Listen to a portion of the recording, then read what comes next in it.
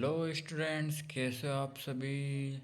लेके आ चुका हूँ मैं क्लास 10th के लिए आपके लिए इम्पोर्टेंट चीज़ें। एनर्जी का एसआई यूनिट क्या है, जूल। न्यूक्लियर एनर्जी किस पर बेस रहती है, न्यूक्लियर फ्यूजन पर। तो ये सारी चीज़ों पर हम समझेंगे। तो शुरू करते हैं हम chapter 14 class 10th science sources of energy, ऊर्जा के स्रोत। तो फर्स्टली हम टॉपिक को कवर करते हैं गुड सोर्सेस। तो आपका गुड सोर्सेस क्या रहता है ऑफ एनर्जी प्रॉपर्टीज़। एक अच्छा, यहाँ सिंपली एक अच्छा एनर्जी सोर्स रहता है जिसमें इन्वॉल्व्स रहती है फॉलोइंग स्टेप्स, जो इजीली अवेलेबल रहता है, चीप क्वांटिटी में रहता है, मतलब सस्ता मिल जाता है, जो आपका पोल्यूशन से मीन्स होता है आपका प्रदूषण कम करता है, हाई एनर्जी आउटपुट देता है। तो good sources of energies properties की अगर बात करें तो एक अच्छी एनर्जी का सोर्सेज है।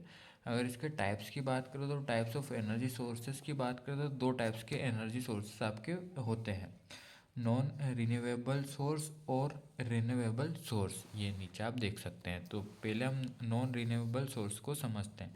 या एक होस्टेबल रहता है या ख़त्म हो सकता है, मतलब यहाँ एक आपका ऐसा सोर्स रहता है जो मतलब ख़त्म हो सकता है, अपने पास लिमिटेड मात्रा में अपने पास प्रेजेंट रहता है। एग्जाम्पल कोल हो गया, पेट्रोलियम हो गया, नेचुरल गैस हो गया। पेट्रोलियम जैसे अपनी बाइक वगैरह चलती है, कोल वगैरह जो यूज़ होता है ट्रेन वगैरह में, और जो नेचुरल गैस वगैरह, मतलब यहाँ सारी चीज़ें ख़त्म हो सकती है, मतलब यहाँ लिमिटेड फेज में अपने पास प्रेजेंट है। डिसएडवांटेजेस की अगर बात करें तो पोल्यूशन ज़्यादा करता है, मतलब धुआं वगैरह होता है तो ओबियसली पोल्यूशन ज़्यादा होता है। लिमिटेड क्वांटिटी में रहता है, जो मैंने पहले क्लियर कर दिया है। ग्लोबल वार्मिंग, मतलब जो अब ग्लोबल है उसको भी यहाँ दिक्कत देता है।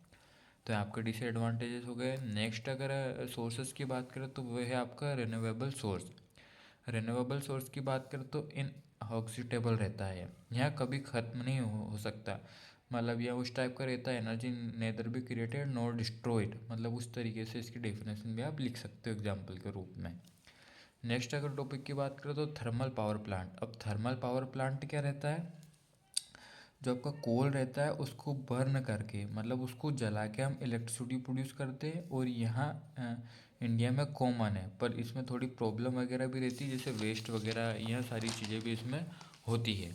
जैसे कि आपका नेक्स्ट टॉपिक हो गया सोलर एनर्जी। सोलर एनर्जी क्या रहता है, ये सनलाइट से एनर्जी सोलर कुकर वगैरह सोलर पैनल में रहता है। इसके एडवांटेजेस की बात करें तो क्या रहता है, फ्री सोर्स, नो पोल्यूशन, कोई पोल्यूशन नहीं रहता है, इसका फ्री सोर्स में मिल जाता है।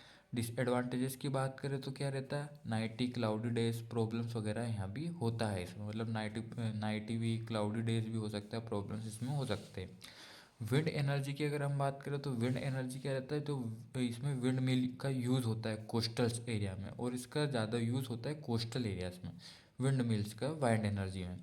हाइडल पावर की बात करें तो वाटर का जो फ्लो रहता है इलेक्ट्रिसिटी का, उससे फॉर्मुलेट करता है, जैसे डैम वगैरह में फॉर्मुलेट करता है इलेक्ट्रिसिटी। थर्मल एनर्जी की अगर हम बात करें तो थर्मल एनर्जी मोस्टली सी में रहता है, जिसका हाई टेम्परेचर में डिफरेंस का उपयोग किया जाता है। न्यूक्लियर एनर्जी की बात करें तो न्यूक्लियर फिजन रहता है, जिससे एनर्जी और यूरेनियम फ्यूल इन्वॉल्व रहता है। इसमें रिस्क क्या रहता है, रिस्क की अगर हम बात करें तो रेडिएशन डेंजर रहता है, वेस्ट डिस्पोजेबल प्रॉब्लम रहती है, और वेरी इंपॉर्टेंट टॉपिक की अगर हम बात करें तो बायोगैस। बायोगैस को अपन गोबर गैस प्लांट भी बोलते हैं, बहुत बार मल्टीपल चॉइस क्वेश्चन में से पूछा जा चुका है कि बायोगैस को कौन सा प्लांट बोलते हैं, तो गोबर गैस हो गया। इस पे आपको टिक करना है। काव डंग प्लस वाटर इन्वॉल्व रहता है, बेस्ट मतलब जो गांव वाले रहते हैं उनके लिए बेस्ट रहता है। नेक्स्ट में इसी का मिलता जुलता भाई, इसी के जैसा दिखने वाला, जिसमें बच्चे कंफ्यूज हो जाते हैं, बायोमास। बायोमास क्या रहता है, और जो काव डंग रहता है एग्रीकल्चर, मतलब जो कृषि रहता है उसमें वेस्ट वगैरह जो रहता है उसमें इसका उपयोग किया जाता है, ट्रेडिशनल सोर्स है। एग्ज़ाम के पॉइंट ऑफ व्यू से अगर हम अब इम्पोर्टेंट चीज़ देखें तो आपके लिए है रिन्यूएबल वर्सेस नॉन रिन्यूएबल में आप डिफरेंस, जो अपन ने समझा उसमें आप डिफरेंस लिख सकते हो इजीली। एडवांटेजेस एंड डिसएडवांटेजेस लिख सकते हो, मतलब क्या एडवांटेजेस पोल्यूशन वगैरह करता है, क्या डिसएडवांटेजेस है इनके, मतलब कौन सा पोल्यूशन नहीं करता है। बायोगैस प्लांट का डायग्राम आपको बुक में से देखना, और जैसे बुक में एग्जिट बना है वैसे ही आपको बना के आना है। आपन ने डेफिनेशन क्लियर करवा दी, एक बार और आप रिपीट करके वीडियो देख सकते हैं।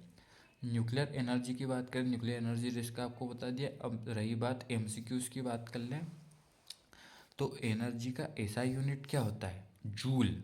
जो एनर्जी है उसका एसआई मात्रक क्या रहता है, जूल। रिन्यूएबल सोर्स क्या रहता है, सोलर एनर्जी रहता है। थर्मल पावर प्लांट में किसका उपयोग किया जाता है, कोल का। बायोगैस जो प्लांट है उसमें जो आपका रॉ मटेरियल है वो मेन रॉ मटेरियल क्या है, काव डंग। न्यूक्लियर एनर्जी किस पर बेस रहती है, न्यूक्लियर फ्यूजन पे। जो विंड एनर्जी रहती है उसमें कौन से डिवाइस का उपयोग किया जाता है, तो विंड मिल डिवाइस का। बायोगैस एक क्या है, गैसियस फॉर्म है। तो होप आपको सारी चीज़ें क्लियर हो गई। किसी भी प्रकार का अगर डाउट है तो कमेंट सेक्शन में ज़रूर कमेंट करें, और ऐसी मोर इन्फॉर्मेटिव वीडियो के लिए हमारे चैनल को सब्सक्राइब करके बेल आइकन पर क्लिक करें। Thank you.